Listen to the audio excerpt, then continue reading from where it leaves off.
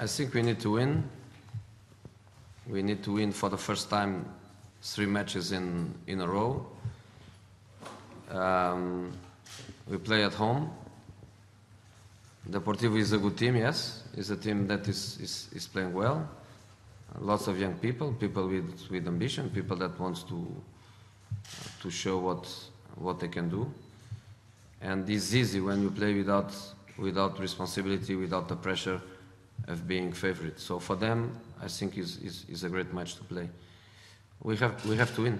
I think is a must win. No other chance. So I think we have to start strong, not thinking about Champions League, not thinking about Ajax, not thinking that next Wednesday we have a match, a very important match, and we have to focus on that victory and the way the people is working hard.